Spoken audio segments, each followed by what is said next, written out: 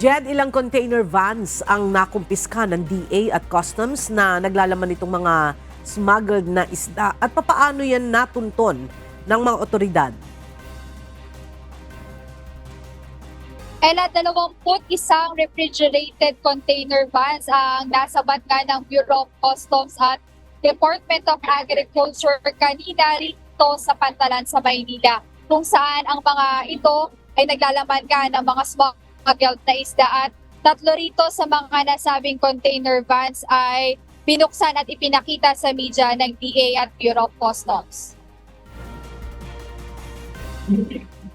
Napag-alaman na walang sanitary at phytosanitary import clearance o import permit ang nasabing shipping container vans. Tinatayang naglalaman ng 588,000 kilos ng ipinuslit na isda ang nakumpiska sa nasabing pantalan.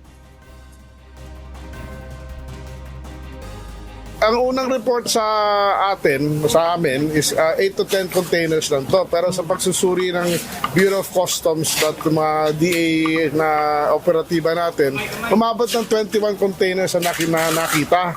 So that's about 28 tons per container yan eh. So about 500, almost 600 tons yan of fish.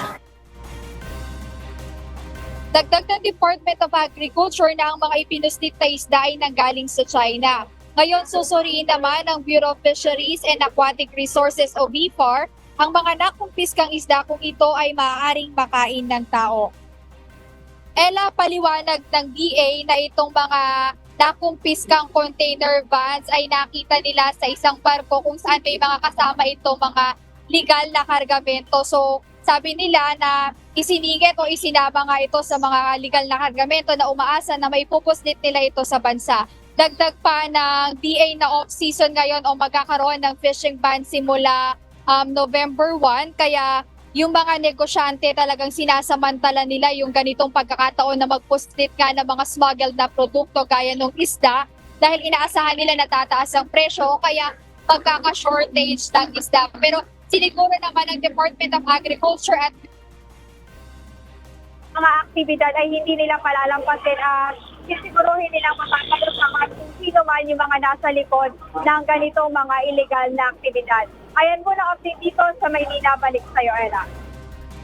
Maraming salamat, Jed Neresina.